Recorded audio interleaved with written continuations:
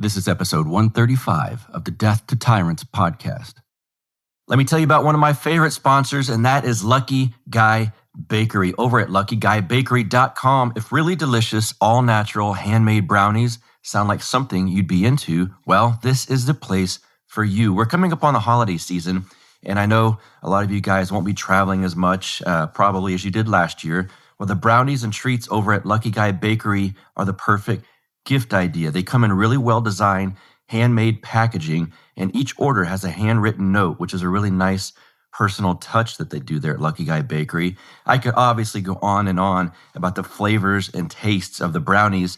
The new peanut butter bonanza bar is the most amazing peanut butter cookie bar that you will ever have. That is my Death to Tyrants guarantee. For those of you wondering if they have, something for your vegan or gluten-free friends, of course they do. Such a cool bakery. Handmade items, all-natural brownies, no preservatives ever. So many good flavors, such great packaging, such cool gift ideas, and they love this show. Let's give them some business. So go over to luckyguybakery.com and enter promo code DTTP at checkout for 20% off your order. It's an excellent product. They're great people. Their customer service is unparalleled, so go give them some support. Let's get to the show. The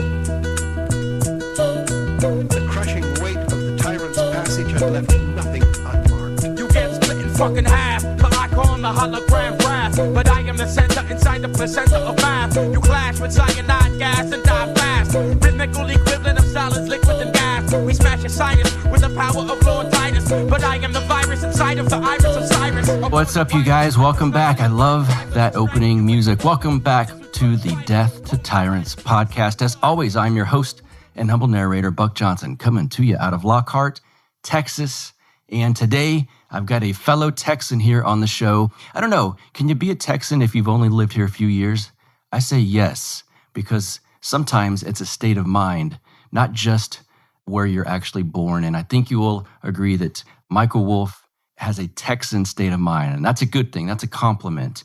He's a friend of mine here. He's a giant, big, strong weightlifter, but he's also a libertarian. And we are going to talk about the harm, the pain, the cruelty that these COVID lockdowns have, just what it's done to so many people, and particularly small business owners. And let's say maybe people that own their own small gym or are in the training and coaching profession. And Michael's got a lot of stories that some of the people in his world are just devastated from these lockdowns. And there's one story in particular he gets into, I think will stick with you for a long time. It shows the horrific nature and the pain that these lockdowns inflict on people. And he's very good. He's been studying this stuff. You know how Tom Woods has been putting out these speeches, these presentations with the graphs? Michael Wolf is getting pretty damn good himself. And so we go over some of the information that he's found in his research on masks, on lockdowns, and we kind of compare some numbers. And I'll say this, obviously most of you listening to the show realize this, but it's not looking good for the people that have forced lockdowns on their populations. And at the end, of course, I think it's important to start talking about maybe what should happen to these people. And so we get into that. And then Michael gives a wonderful, passionate plea at the end. I say plea, maybe it's just kind of an articulate, passionate monologue on why you should lift weights and be strong. And just a little hint, so you stick around. It has some things to do with libertarianism. So it's very good. I think you'll enjoy it. And I think it will motivate you. I hope so. Real quick, also, probably some of you guys know I love lifting weights as well. So we do talk about actual weightlifting at some point too. I hope that doesn't fall flat on you when you hear it, but I think you're going to enjoy this conversation. I really enjoyed having Michael on. Let me tell you about him really quick. Michael Wolf is a strength coach based in Austin, Texas, who specializes in barbell and strength training for regular people who want to learn how to lift correctly and get stronger. He also works with competitive lifters. Wolf has taught and coached at numerous barbell training seminars, both nationally and internationally, primarily with Mark Ripito in Starting Strength. Some of you guys might recognize that name. He has been a collegiate strength and conditioning coach at a D3 program and founded a hugely successful strength program at Solace, New York in Manhattan, New York City. All told, Wolf has taught thousands of people how to lift over the past decade plus and has helped them improve their quality of life via increased strength. He is currently available for online coaching through Barbell Logic. And of course, I will link to all of his links in the show notes page for this episode. Let's get him on now. Michael Wolf. I just affectionately call you the Wolf. Welcome to the show, Michael. How are you, sir? I am great. Glad to be here, Buck. Yeah, I'm happy to have you on. It's this resource in my own life that I've not taken advantage of yet. So I've got all kinds of questions, and we're going to get to a lot of stuff. We have a local libertarian group here in Central Texas, not LP related, and that's how you and I met. How long have you been in Texas? I don't think I've ever asked you that. I just passed my 2-year anniversary about a week and a half, 2 weeks ago. What got you down here initially? So I had lived in New York City for ages, really since 2002, either directly in New York City for most of that time or, in a bedroom community just outside over the New Jersey border for a couple of years. And starting in about 2012, 2013, that far back, I was kind of starting to get agitated with the life there and wanted to move.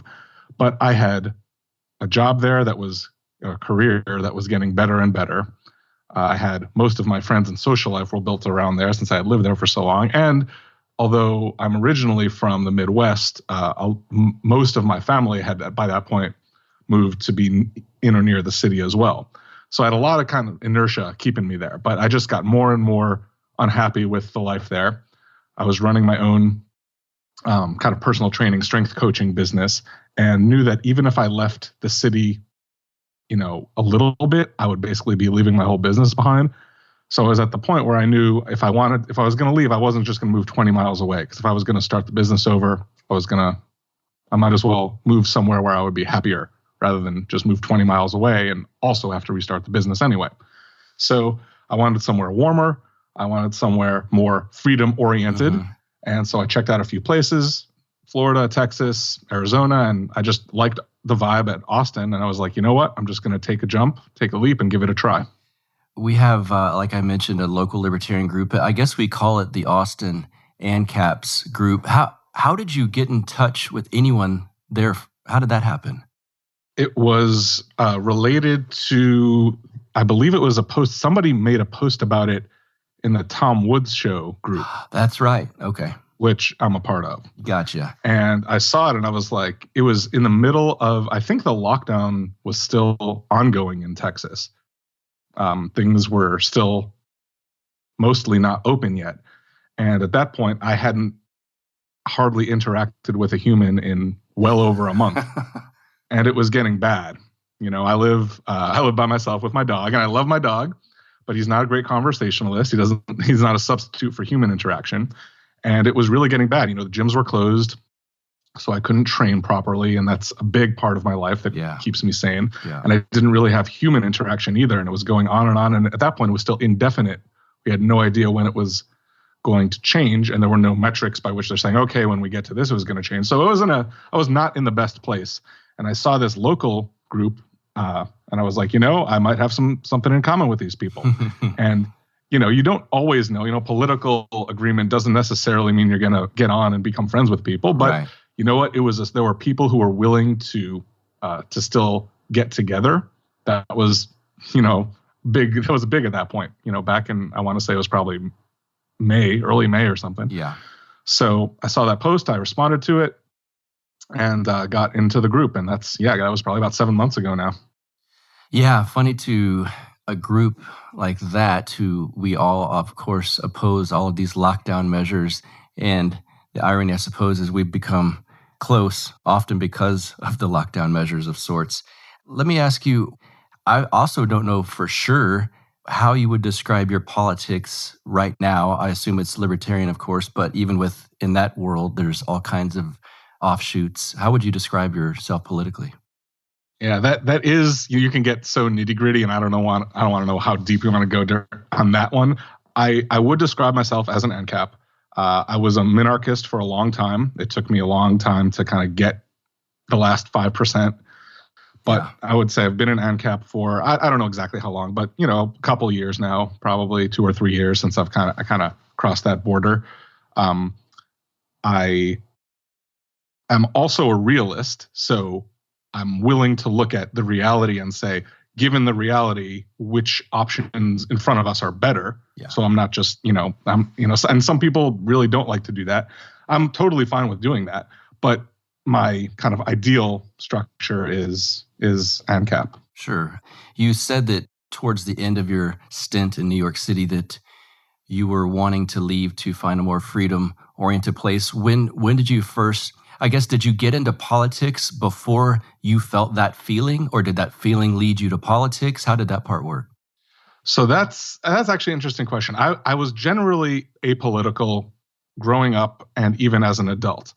I would say to the extent that I paid attention to anything, I did have, I would call them soft libertarian instincts, because just to briefly explain, what people who aren't really libertarians are trying to talk to normies about libertarianism. They'll say, oh, we're socially liberal and fiscally conservative. And that's not really what libertarianism is, but it's a shortcut that sometimes people will say to people who don't know what it is. And that's more or less what my instincts were. Now, the words liberal and conservative change over time. So what it means to be socially liberal today is not what it meant back then. Right. But, at the time, that's what I would have been described as, what I've described myself as, but I wasn't really that interested in politics. What happened was I had an opportunity to open my own kind of little gym within a gym in Manhattan in 2012. And I was foiled from doing that because of a combination of incredibly high barriers to cross that were all utterly ridiculous, utterly illogical, and were all based on the state. They were all various regulations and rules that really made no sense. One of them was related to, an 80s or 90s era New York law trying to limit prostitution, but that because there were some gyms that were, they would open something that would be called a gym or a massage parlor that would be a front for a brothel. Okay. So gyms with any wet area, like any shower locker room area, had to go through a special layer of approval, but you couldn't even apply for that approval till you were already paying rent on a space. So you had to pay your rent. And of course, rent in New York City is ridiculously expensive. So without getting too much into the details, basically, there were a ton of regulations on the books that prevented me from doing so. I had enough money to kind of do it in the simple way, but because of all these various barriers, I couldn't do it. And I started to see how these rules and regulations, while they could seem on the surface to be doing good, are actually favoring the big players and keeping the small players out. Yeah. And I was talking about this to a client, and he mentioned, you should really look into Milton Friedman. He really kind of talks about it and explains this kind of stuff. And I did. And that was kind of my start of looking into the economics of it. And I was really interested in economics of it for really 5 or 6 years. And that got me more political. And I would say the last few years, I've gotten a little more interested in the cultural aspects as well, which I think are important. But that's really how it started. So I would really say about 2012 is when I kind of started going from just having kind of those instincts to really, kind of becoming an educated layman in the matter of economics. Would the title for what you do for work just be called trainer? I would say we call ourselves strength coaches because. Okay. It's most people, if I just said I'm a personal trainer who don't know the details of what I do, that's probably close enough. We like to use the word strength first because that is primarily what we do. We work on people's strength first and foremost because we feel that no matter what the goal is, if you're not already strong, that will help more than anything else. And then depending on what the goal is, you can get more specific. But most people need to get stronger. And, we like the word coach because it's a little bit, it has connotations of a little bit more competence and things like that than, the personal trainer at Gold's who's 19 and has a shirt that says trainer on it and just counts your reps and changes the setting on the machine. That's not what we're doing. We're coaching really technical movements. We're trying to analyze them using anatomy and physics and kinesiology to find, if there is an optimal way to do it, we want to try to find it. Or those kind of things. So it's not rocket science, but it's more than the personal trainer at Gold's Gym or something. So we're trying to call it something that gives it some sense of that. Is there an area that you specialize in as far as the lifts go? Is it, Olympic lifting or power lifting? What's your specialty? So I call it strength training just because I work mostly with regular people. I do coach and have coached some competitive lifters. It would be closest to powerlifting. We emphasize the overhead press just about as much as the bench press. Mm-hmm. And unless I'm coaching a competitive lifter, I'm not specifically trying to game the rules of powerlifting to get the most, squeeze the last ounce on the bar. Sure. I'm mostly coaching people for general strength, which is, very similar to powerlifting. So I have coached powerlifters. I've done powerlifting meets myself. So you could say I'm a powerlifting coach. It's close enough for government work.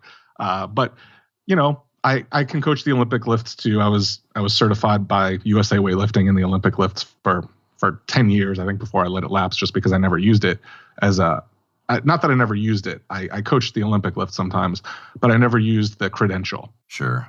Nobody ever came to me for Olympic lifting coaching because I was a USAW coach. So, but I coach a lot of people in the power clean and the power snatch. Sometimes we also get to the full versions and the jerk. So I do basically anything with a barbell, I would really say is kind of my specialty. The squat, bench, deadlift, and overhead press would be my real bread and butter. And then anything related to strength overall, I would say is really what I work in. So powerlifting coach would be the TLDR version. For the kids out there, the TLDR, you have at least had a client that most of my audience probably will have a good idea of his name. Can we talk about that? We can talk about that. Well, who is he? So I guess I would clarify. I wouldn't call him a client. He's a friend who I help out. Fair enough. But I do some consultation with Michael Malice, especially on his deadlifts. And he's done at least according to Twitter, he's improved them a lot. It sounds like he has. It's kind of a funny story how he started. So I had a Twitter account that I never used, never posted anything for my business a few years ago, and I wanted to find something on Twitter for some reason, and I signed in. I hadn't been signed in even for probably 6 months, and I noticed I had a notification. I was like, who even knows I have a Twitter account? And it was probably like early 2018 or something, almost 3 years ago. And Malice had posted something about how his deadlift sucked or something like that. And somebody tagged me, you should go see Wolf Strength. He's in New York City. And I was like, I don't even know how somebody knew I had a Twitter account. They probably just guessed. And so I responded. It was like 3 months later, and he responded. So we ended up getting together, doing a deadlift session, and kind of started that way. But we became fast friends because we just got along really well. So really, we kind of just became friends and still are. And, along the way, he appreciates expertise. He works with other people as well, some other well-known people in the lifting and fitness space. He had Janae Kroc on his podcast as well. And she is a well-known former world record holding powerlifter who also did bodybuilding. And then at the time was known as Matt Kroc, transitioned into Janae. Okay. It's a really interesting story. Uh-huh. And so he, different people like that and other various kind of well-known people in the fitness and lifting space as well. And so I'm in the cadre of coaches that help him out. So I work with him most specifically on his deadlift, which has definitely gotten a lot stronger and better. And the cool thing about, if I remember this correctly from when we talked before, you knew who he was prior to this meeting, correct? I did, yes. Okay. So you're thinking, wow, I'm helping out, this guy that I listen to or I know about, and what a random thing for someone to tag you and say, hey, Malice, hit this guy up. Yeah, it was really random and funny. And some of his friends knew who I was because they were really into lifting. And they knew me through the organization Starting Strength, who I've been a coach with for almost a decade.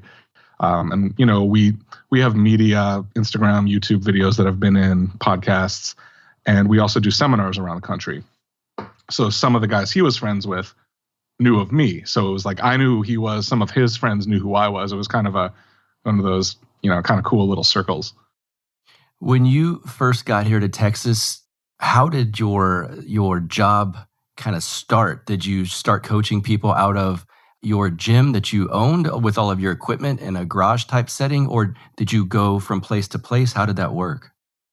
So when I moved here, I actually gave myself a little bit of a sabbatical, and I had built up and still continue to do an online coaching business that I do with a company called Barbell Logic.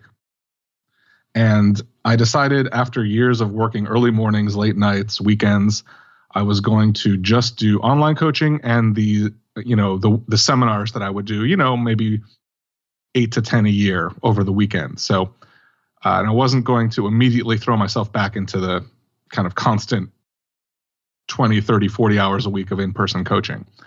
And right as I was about to get back into that, I had been asked to teach some classes by the gym I was attending as a member at the time, which was called Ignite Fitness. It was a great gym here in Austin. Yeah. They had asked me to do some coaching, and we were kind of talking and negotiating the details, working it out, and then the lockdowns hit. And although they reopened when gyms were allowed to reopen here, they were hit too hard and they closed permanently. They went out of business soon thereafter. So I didn't have the garage gym really until they closed. I started putting it together during the lockdown when gyms were closed, but they reopened before I had really put it all together. So I really only have my garage gym because of what happened. So right now I'm still doing primarily the online coaching and the seminars that are now less frequent, but Sure. still, trickling in. In New York, I was at some points I was coaching, 50 or 60 people at one, not literally at the same time, but I had an in-person client roster. Wow. Of 50 to 60 people that I was working with in person. But since I've been here in Texas, I've done mostly the seminars and online coaching and just done a few, the occasional one-off session to teach somebody how to lift. So I'm interested in getting back into it. What I'm not interested in doing is having to wear a mask for 5 hours at a brand new gym that I don't have a relationship with anybody at in order to coach. Now, I suppose if I needed it to put food on the table and that was the only way I would do it. But since I'm not in a position where I have to do that, I'm not looking to kind of get myself in a situation where I have to wear a mask for 5 hours a day at a brand new gym where I don't know anyone. You know what I mean? Yeah, for sure. And that kind of leads me into what I wanted to get into next. And because I do know that you're passionate about how horrible the COVID lockdowns have been on people and how the media and the cathedral in general has been as far as instilling fear into large segments of society. I mean, it's especially in Austin, it's ubiquitous over there. And so I want to get into all of that. It seems to be a common thread wherever lockdowns happen. It's good for the big, rich corporations, and it sucks for the little guy. And you could really, that's analogous to government regulation in general, but especially ones this hardcore. Have you seen this change the industry you're in over the last year significantly? Really, really significantly.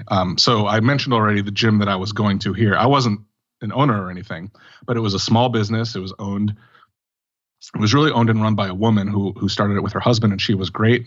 They do welding, and so they personally made a lot of the equipment. They welded it. They really put their heart and soul into it. And everybody loved the gym, and it went out of business about 6 weeks after it was allowed to reopen.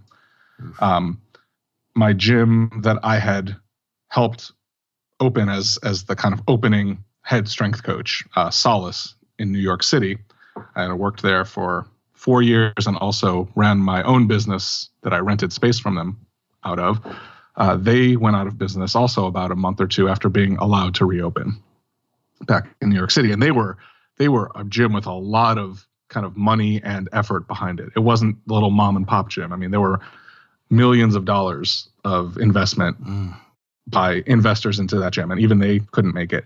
I have numerous friends around the country who own gyms who couldn't keep them open because of everything that happened. I have some friends out in California who had just opened a second location because they were successful, and they were not allowed to open for so long that they had to shut both down.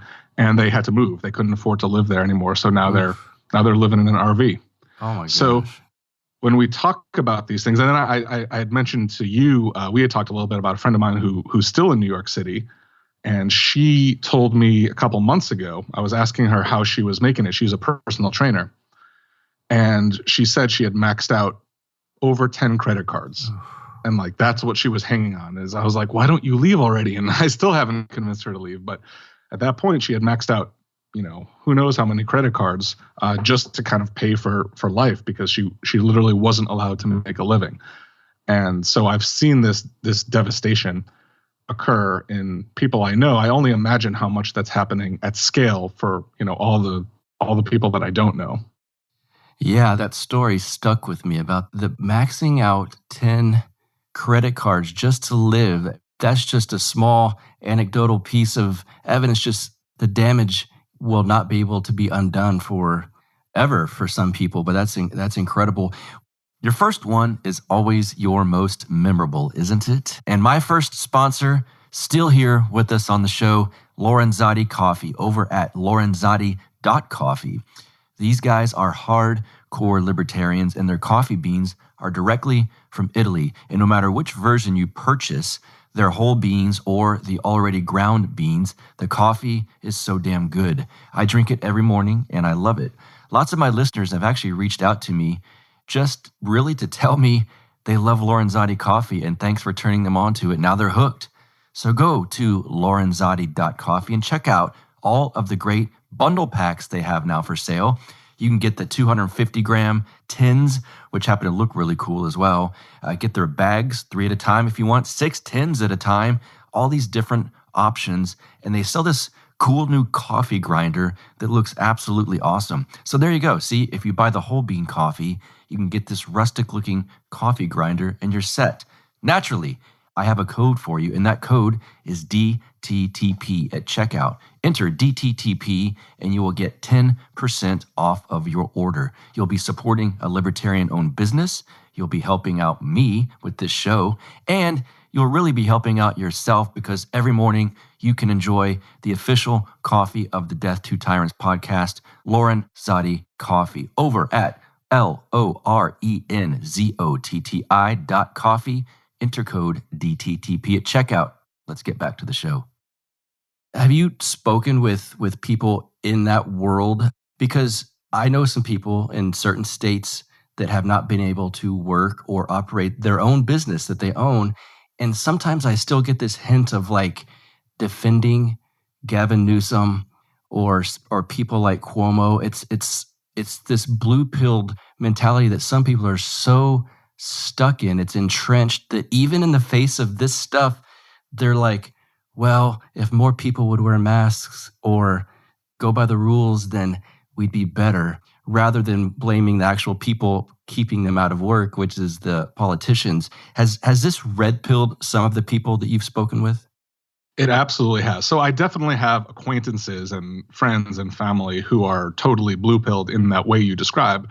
But most of them, it's kind of in the logical way you'd expect. Their own situation or their own life has been able to go on. They didn't lose their business. They didn't lose their income, situations like that. It has absolutely either red-pilled or started to red-pill people I know who were either apolitical or even maybe in the leaning towards favoring those things in the beginning, who are now really, really against them.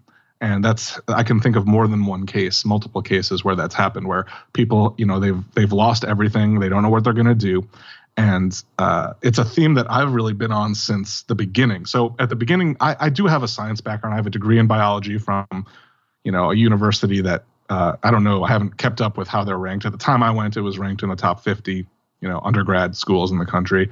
And that doesn't mean I'm not an expert in, immunology or anything, but I have a scientific literacy as part of my background, Sure. Basic scientific literacy. But in the beginning of this whole thing in March, I hadn't studied anything about epidemiology. I hadn't studied anything about immunology other than what was covered in my classes that I took. But even without that, one of the things I kept coming back to was the Bastiat seen and the unseen. Yes. And I was thinking about how these measures were being taken without any thought as to the unseen. Yep. without any thought as to, okay, you can tell these people they're unessential and shut all this stuff down, but you're thinking very, very narrowly. And a lot of these things where these people are losing, everything they've built and everything they have, you don't know what the long-term ramifications and side effects are that. Like, you have to think about these people who maybe they were planning to have a kid next year, Yep. and now they're not going to. There's no way that statistic, how does that statistic ever even show up in a way that we can track it? Right? When an individual decides not to have a kid, right, or an individual has to move back home with their parents and thus doesn't get kickstarted, doesn't get their life going. Or there's so many numerous examples of things like that I can think of. And but what has given me a little bit of hope is that it has red pilled a lot of these people, or at least some of them, where they start to see that things, they were assuming that all of these things were being done in the, for the public good 8 months ago. And now they're starting to say, well, there really isn't any more excuse for them anymore. We've seen that they don't really work, right? Places that have had them as a whole haven't fared better than places that have. Right. You can cherry pick, people like to talk about New Zealand or whatnot, but if you look at across the broad spectrum, it doesn't hold up. And they're saying, and then they came in and said, well, okay, if we mask up really well, we won't have to lock down again. And then, if you look at the mask compliance rate, Carnegie Mellon has a website that tracks mask compliance. And it's not perfect because it's based on self-reporting, but it's the only data we have. And everywhere I've gone, everyone's wearing masks all the time. And mask percentages in these cities that are getting crushed are 90% plus, and they came out with a study in May that said, if 80% of people wore masks, we could significantly, shut down the virus and things like that. So if you look at the public health messaging and the data, they don't match up at all. And people are starting to see that. They're starting to say, well, everywhere I go, everyone's wearing masks, and this is still happening. Places that had harsh lockdowns, many of them did poorly. This is still happening. So it's hard to justify it based on what we see happening. And then they see that they're tripling down on it. I've definitely seen some red pills being created. I have a friend of mine who, we never really talked politics, but he was in the world of the left. And he told me not too long ago, he's like, I feel like I don't belong in New York anymore. I want to move to a red state. Wow. And it's funny because, that's kind of what I was saying at the beginning when you asked me about my politics. I don't really particularly like the Republicans. But when it comes to an issue as front and center as lockdowns, like right now, I will take somebody who isn't locking down. Yes. And I can debate about the other stuff afterwards. Right. Yeah, exactly.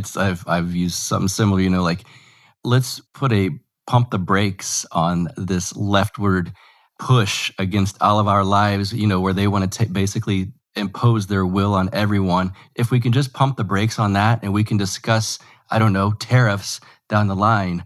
But what's coming is bad, especially for states like New York and California. And you kind of hit upon something in that last bit where your friend said, they've seen these people keep trying the same measures over and over, and it keeps producing bad results. While you will have some, like I said, that will say, well, we have 90% mask compliance. I guess we need 95. And then we have 95. I guess we need 100. And they'll keep moving the goalpost until they're ultimately just proven completely wrong.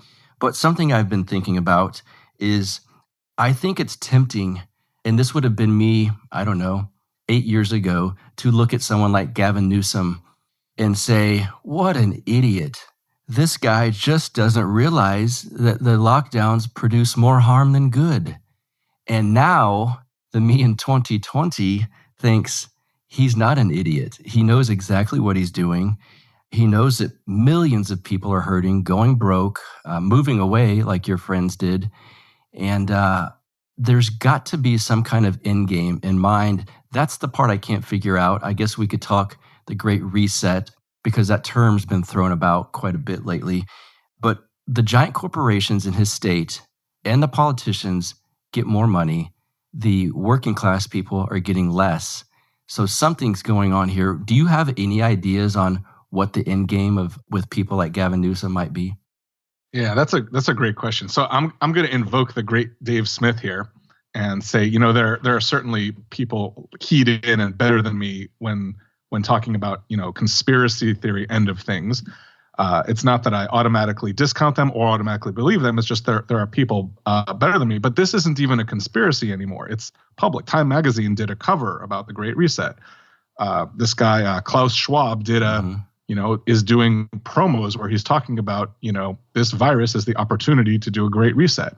So, you know, people who are much more locked into me can feel free to argue about whether it was, you know, planned or whether they're just taking advantage of something that happened.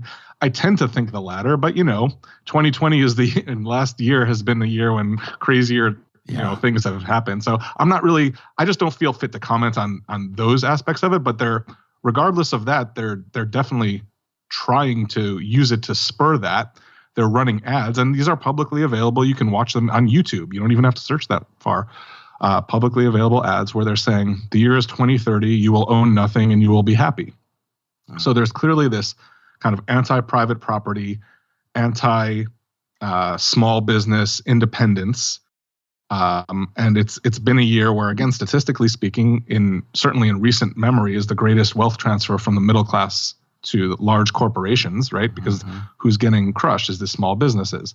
So regardless of kind of the background behind it, that is what's happening. So, you know, what the end game is, you know, it's hard to know for sure.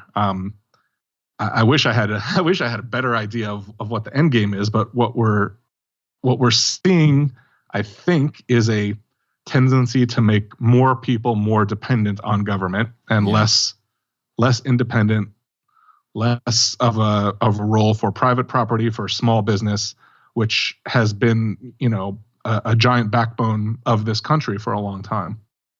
You've posted quite a bit of information regarding lockdown effectiveness or lack thereof, same with mask effectiveness and or again, lack thereof. What hard factual information do you want more people to hear and see, as opposed to maybe what they're being fed by cathedral organizations like the media? What are a lot of people missing in this debate?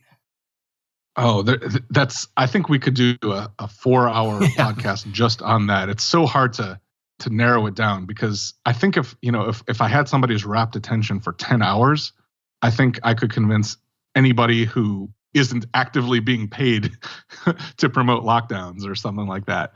But it's, you know, picking your spots is tough. I think the biggest things that when I show people, again, publicly available, reputable sources, academic journals, or just graphing of the actual literal data that doesn't get shared.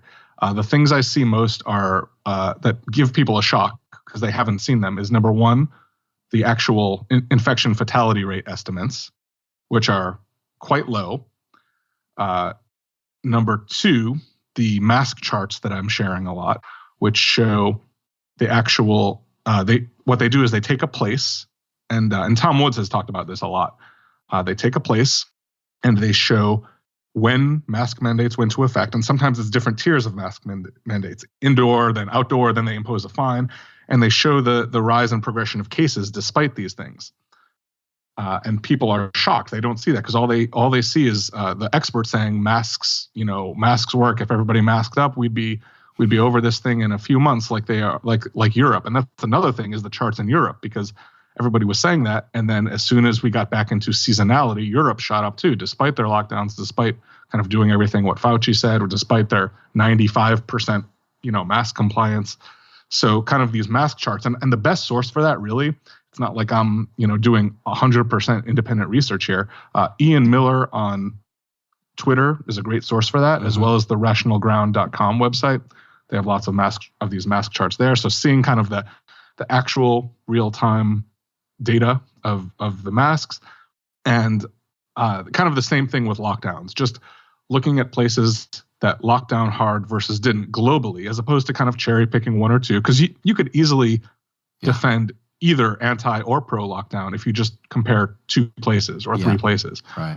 But going through, all the places and seeing the ineffectiveness of those things, I've found a lot of impact when I share those with people. And one of the reasons that's what I keep posting, and it's interesting, in my public life as a strength coach, this isn't something I really talk about that much. I made a few posts about it recently because sometimes I feel like I should just stick to the strength coaching stuff. That's really why people follow me. That's why people care about what I have to say. But when it started really closing these gyms, and when people I know are just losing everything they have, and if I ran a gym, I almost could have. That's when I felt compelled to start speaking up. So on my private Facebook, where it's just a few hundred friends, I'm free to post it, and I like talking about it. So it's kind of an interesting dynamic for me, trying to kind of walk this line between those two things. But at this point, I don't mind talking about it at all, because it's so important. At this point, the small businesses are already decimated. Not to let it happen any more than it already has. But those are the things when I share with people who haven't seen them seem to make the most impact. And I noticed that because in the beginning, when I was posting about this early on, I would try to kind of talk about broad principles about, like the seen and the unseen, or the iPencil thing about how you can't arbitrarily shut down a quote unquote non-essential section of the economy and expect everything to run fine indefinitely. We're thankful to be in such a wealthy country that we have a stockpile of stuff. But, the way people think about it is, oh, well, the food production is going on, so it'll be fine. Mm-hmm. But they don't think about, what about the nail factory that makes the pallets, and the food has to ship on pallets because that's the way the trucks and the shipping is constructed, and it's all based on having to be on a pallet. And then the pallets need nails. And what about, are you 100% sure the bureaucrat is going to know that the guy who works at the nail factory is essential? And what about the guy who makes the little plastic part that when the assembly line breaks down, there's a little tiny plastic part that nobody knows about on the assembly line? Is he essential? There's no way any one person can know how this web is intertwined. And you could, because we're wealthy, you can shut it down for a week and we'll probably be fine. But these kind of indefinite, non-essential shutdowns have effects that we can't imagine. So I was talking about seen and unseen. I was talking about iPencil, stuff like that. And I was correct about all that.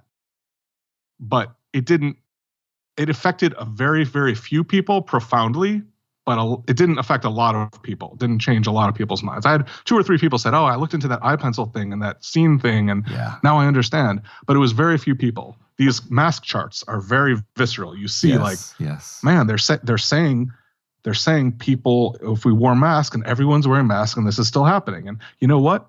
It's still happening in 17 places at the same time. It sure seems like this is a seasonal thing more than something we can control.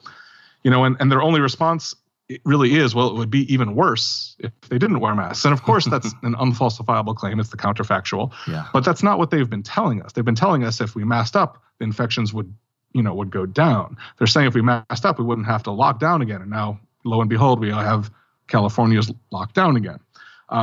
They weren't saying, it would still be really, really bad. It would just be 2% less bad. They were never saying that. They were saying there was a study, that came out in May that I can pull up for you if you want it. Yeah. It said if 80% of Americans wore masks, COVID-19 infections would plummet. Now, compliance is well above 80% in many, many, many places. And guess what? Infections didn't plummet. So this constant shifting of the goalposts, eventually people start to catch on that, something's not right. And I've heard this in a different context from Larry Elder. He says, whatever, 5% of the country thinks, or 5% of the world thinks the earth might be flat. 7% of Americans polled thinks there's a chance that Elvis might be alive. If you're literally expecting 100% compliance to a public health mandate or public health policy, you're not actually making public health policy. What you're doing is you're setting yourself up to blame the people for something that was going to happen anyway, because there will be no such thing as 100% compliance, right? 5% of people think Elvis is still alive, or whatever it is, some small percent. You're not going to get 100% compliance. So if this thing isn't working with 95% compliance, you're not making public health policy. Yes. You're making a scapegoat to blame people, to blame the victims of something, basically. That's a great point. Do you think, I've said this, and I realize for my listeners that listen to every show, you're going to say, Buck, you've already said this, but it's a point I think is very valid. I do believe at some point in the future, the people that have pushed lockdowns specifically might be looked worse upon than those who lied us into war in Iraq in 2003. Do you see that at all as a possibility? I certainly hope so. I do too. Or at least the people as bad. who continue. at least the people who, certainly the people who continued to push them after it already started to become apparent, but really the whole thing. I mean, I think these experts, they must have known early on. I mean, I've also got, you can look at the World Health Organization 2019 guidelines for pandemic influenza. It's still published on their website, I believe. And I was looking at it today because it had some things that said that basically there's no evidence masks work, which is interesting that it's still up there. They say there's some mechanistic plausibility that they might work, but there's no evidence they actually reduce transmission. But in terms of the kind of idea on kind of quarantining the healthy and keeping the healthy isolated, it was just something that they said should never be done under any circumstance. And there was also an article that was going around a few months back that was written by the epidemiologist Henderson, who was in charge in the 70s of the smallpox eradication campaign, I believe, throughout Africa. So he's this world famous epidemiologist who helped eradicate smallpox in the third world. You know, he's got all the credentials and actually did something too, not just purely an academic. And he wrote something like, you know, the widespread quarantine of the healthy would cause so many massive societal problems and complications that it should never even be seriously considered. And he wrote that in 2006. So these aren't ancient history, 1924 science, right? This is based on good, non-politicized looking into of all of these things for decades and decades and decades. And what it appears that happened, as far as I could tell, is instead of saying, okay, this is a new virus, but we don't really have any specific reason to throw out the entire playbook and assume it's going to behave differently than every other virus we've ever dealt with, or every other respiratory virus we've ever dealt with. We're just going to start from zero and like pretend we don't know anything. So maybe lockdowns work, maybe masks work, maybe, what it made a lot more sense to do, and what I think they must have known, I have to think they must have known, is that in all likelihood, all of the same things would apply. You can keep your mind open that, there is, in some ways, it's a new virus, even though it's similar to the SARS that came around about 17 years ago. But, there's going to be some new things about it. It's not like it's an exact, same thing as influenza. But, there's no reason to just throw out the entire pandemic playbook that has accumulated through 100 years of non-politicized research, or at least less politicized research, and just start from zero, and that's what they did. So I guess that was a long way of saying, using a few sources and references to say, I think you're right. I think that, maybe me and you didn't know it wouldn't work. I was against it from day one because of the philosophical reasons, but I didn't know for sure that it wouldn't work because I hadn't looked into these things yet. I have to think the experts, knew that the stuff wouldn't work. Yeah. And looking at them as, worse than the people who lied us into the war in Iraq, to me, would be totally justified, because you can make an argument that, war, certainly a good argument that, non-justifiable war is the worst thing. But in a kind of a visceral, emotional way, they were doing this to their own people. Yeah. They were doing this to their own people. And so in some kind of broad, if we weren't talking about humans, if we're talking about just kind of conceptually, war is worse than lockdowns, I would say, and I think a lot of libertarians would agree. I don't know. Do you agree? It's a tough one because a lockdown almost seems like it's war on your own people. So I mean, what I'm saying is I really do agree with you. I guess what I'm saying is we're dealing with humans, and you can't expect, and this is one of the reasons why socialism doesn't work, right? Is because you can't expect, as good-hearted as a person might be, I care about my family and close friends more than I care about someone I'll never meet. Yeah. 12,000 miles away. Yeah. So in a conceptual sense, war is probably worse. Yes. But they did these still very terrible things to their own people, to me, to you, to the people we know, to our families, to the people we care about. So certainly, at least in that way, I hope, the worry is that the victors write history. Yes. And if that side kind of comes out culturally victorious, they'll be writing about how, Joe Biden's 100-day mask mandate defeated the coronavirus or something like that. But if that doesn't happen, and I hope it doesn't, then I think we will get a serious reckoning of. And the thing is, this is all publicly available info too. It's not like you have to go searching into the deep, dark recesses of the, dusty corners of the internet. This is, you can find the resources on stuff that they're publishing. I mean, I was looking just yesterday or the day before at a meta-analysis published by the Journal of Infectious Diseases that the CDC publishes. Meta-analysis published in May, so May of this year, basically confirming that there's no good evidence suggesting that masks prevent transmission to any appreciable degree. So it's not even like you have to go to like the black market of information. This stuff is out there in reputable public sources. It's just not being highlighted by, the cathedral operatives. So, if there's anything except a total victory on the part of those people, then I hope we see a situation where it's looked at as it's both the greatest abrogation of civil liberties that's happened in population-wide in my lifetime. Yeah. As well as, if not one of the greatest public policy debacles in my lifetime. Yes, or ever. It's right up there with the war in Iraq. Yeah, yeah. And, I sometimes think it's in my own pretend world where these people will pay a price. And then I think, well, Joe Biden pushed for the war in Iraq, and now he's just been possibly elected president. So I don't know, we will see, time will tell. I guess a fun thought experiment to do is, in a perfect world, what should happen to someone like Gavin Newsom or Andrew Cuomo? You can be as honest as you'd like, or you can censor yourself. It's really up to you. It's probably better if I censor myself, if I say what I think should happen in a perfect world. But being pragmatic again, in the real world, at the very least, those people should be recalled, voted out of whatever it takes to get them out of the positions of power, because they are doing nothing but abusing it. And the thing is, early on, again, I was against these lockdowns from day one for principled reasons. Mm-hmm. Even if they worked, I would have been against them as a mandate. Yeah. I would have been pro them being done voluntarily, even if they worked.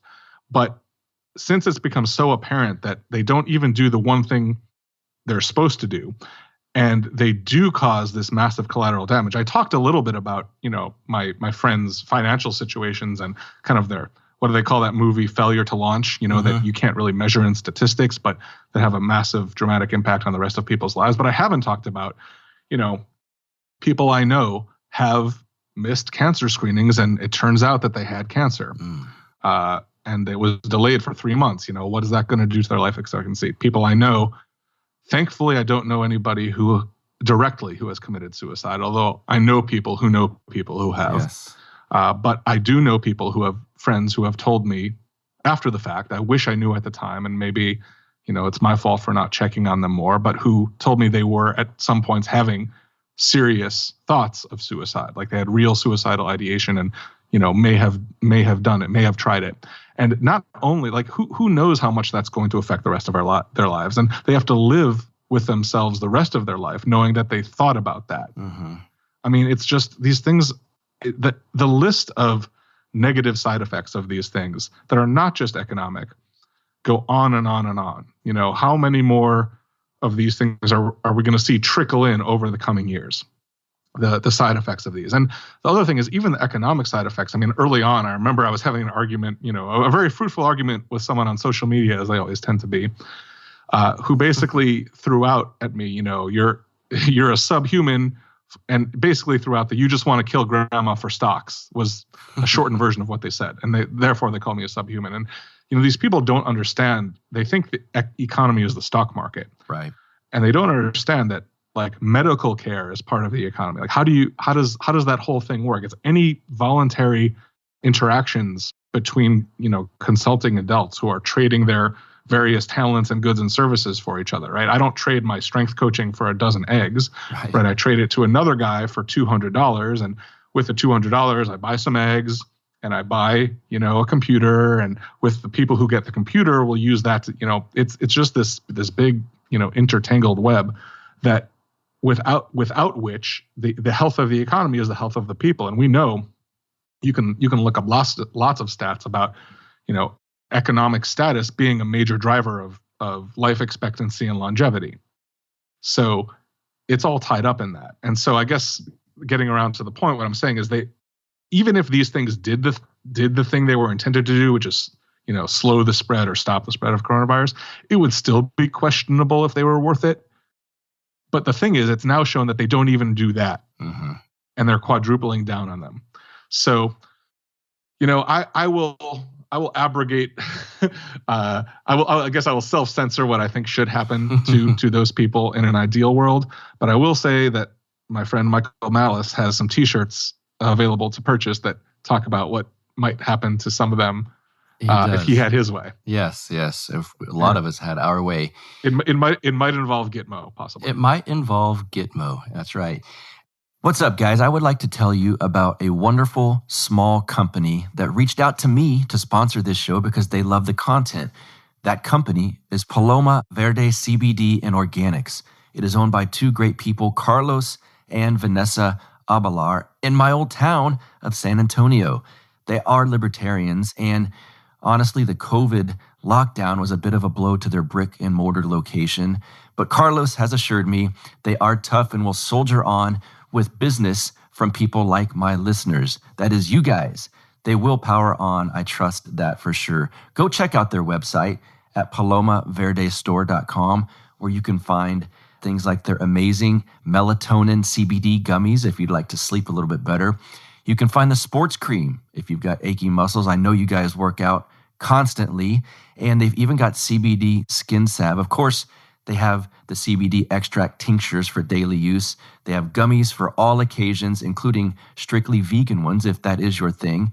You guys know the great anti-inflammatory benefits of CBD. And by the way, all of their products over at Paloma Verde are THC-free. They've even got the studies on their website to show exactly that.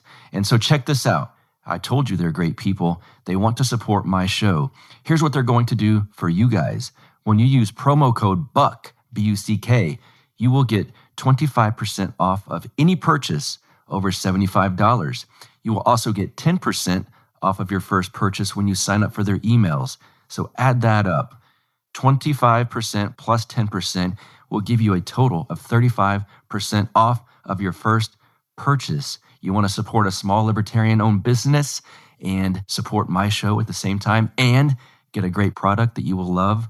Go to palomaverdestore.com and use promo code BUCK, B-U-C-K. That is palomaverdestore.com, promo code BUCK. I want to kind of end on an optimistic note if we can.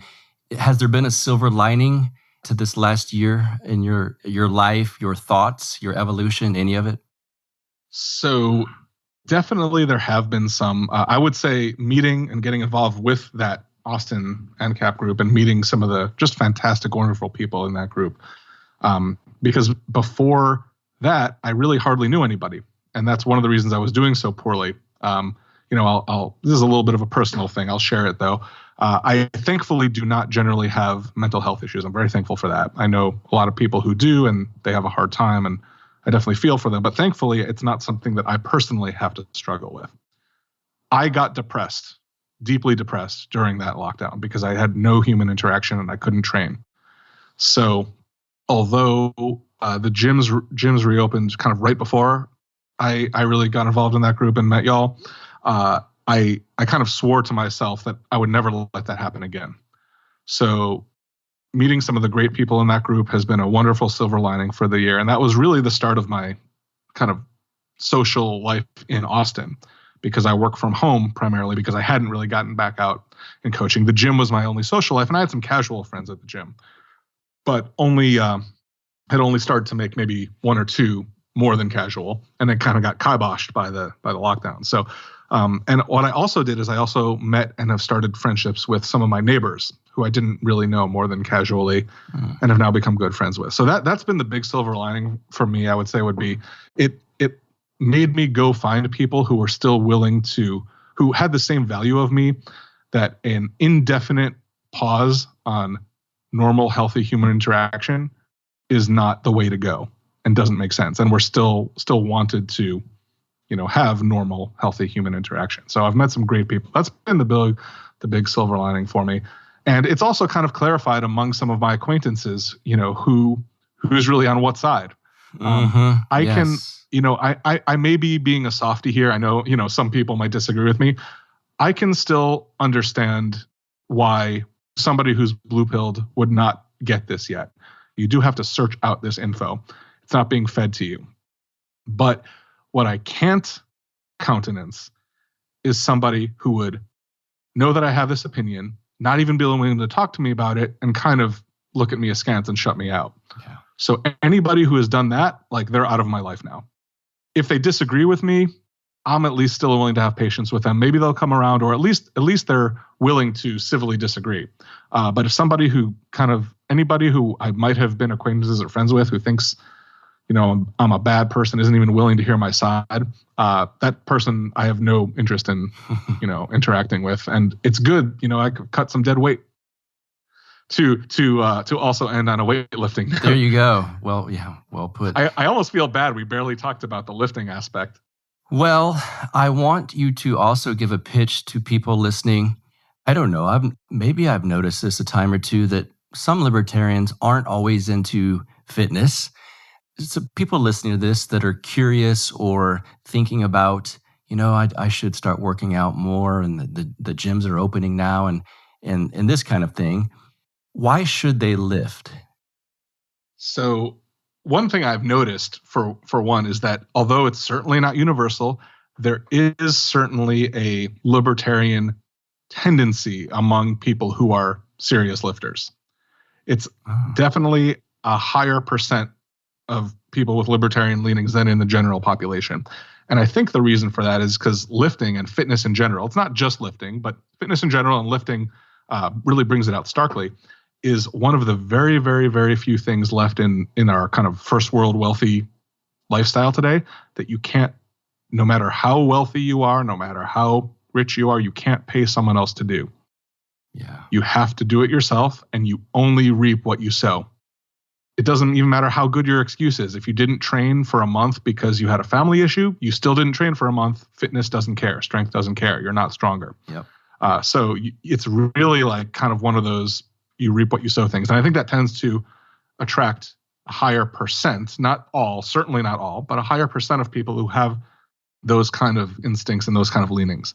But from a health perspective, and I could go on for a while about this. It's often part of the introductory lecture I do when I do a seminar, talking about how strength has the most profound impact on all the other aspects of fitness. If you want to improve power, strength is the underlying force for that. If you want to improve things like balance or speed, there's a big strength component there. To a smaller extent, endurance, but it's there too. So if you think about all the other aspects of fitness, they're either isolated or maybe they have one adjacent thing that if you make that better, you really just make that one thing or maybe something adjacent better. Strength, which is kind of just the raw ability to produce force against an external resistance, trickles down to almost every aspect of fitness.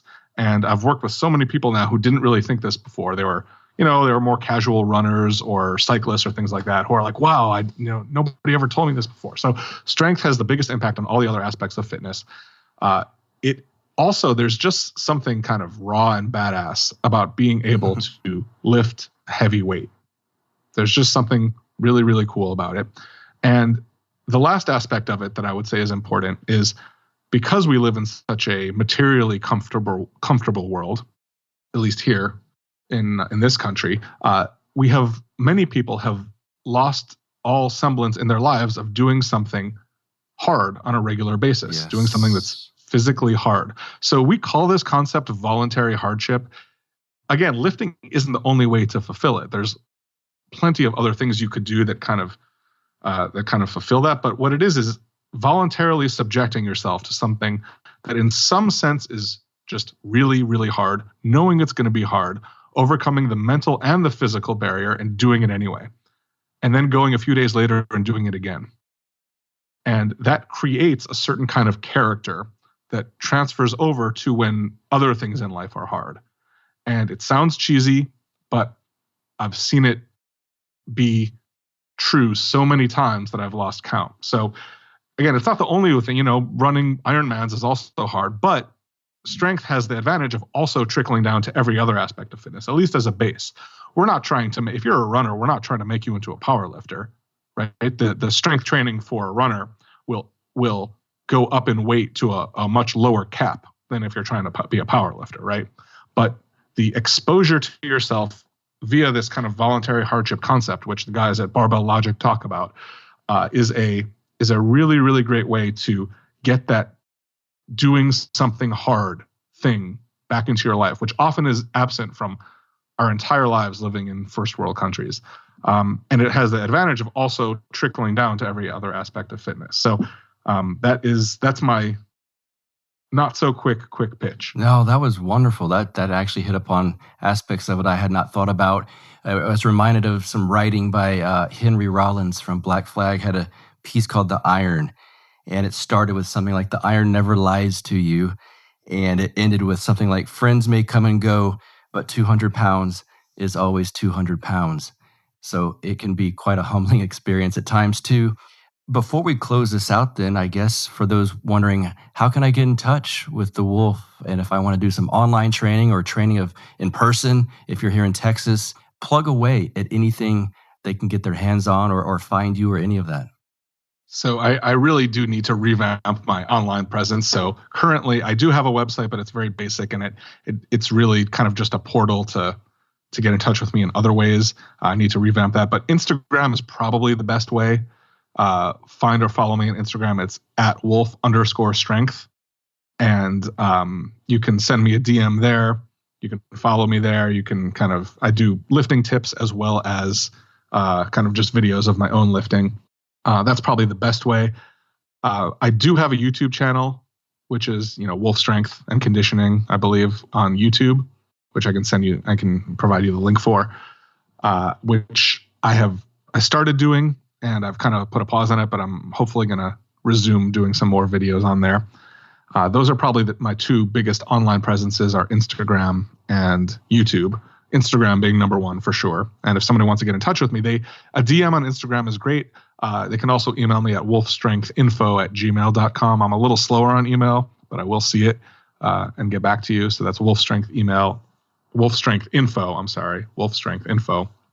@gmail.com if they want to just email me straight up. But I would say Instagram is the best, and I do have a YouTube channel that's small but growing as well. Awesome. I will link to every one of those links in the show notes page for this episode. Michael Wolf, the Wolf, thanks, man. Thanks for being here. Pleasure being on, Buck. I hope you guys enjoyed that chat with the Wolf himself. And like I said, as always, I will link to all of that stuff in the show notes page for this episode. Just look down on your phone or whatever you're watching this on or listening to it on and check out his links. Sign up, get some coaching from that man. He is, I would joke with one of my friends, I can't believe it, this guy's stronger than I am. But he definitely is. He can throw up some weight. And I think you would agree at this point, he's a great guy as well. As for this, few more weeks before a big change comes. But until then, you can find everything you need to regarding this podcast on death2tyrantspodcast.com. Thank you guys for the wonderful reviews you've been leaving on iTunes. If you haven't done that, feel free to do so. We got shirts, soon these shirts might be collector's items. And until next week, y'all have a good one. You get split in fucking half, but I call him the hologram brass. But I am the center inside the placenta of math. You clash with cyanide gas and die fast. Rhythmical equivalent of solids, liquid and gas. We smash your sinus with the power of Lord Titus. But I am the virus inside of the iris of Cyrus. Like the sound of the Death to Tyrants podcast? Our audio production is provided by Podsworth Media. Check them out at podsworth.com.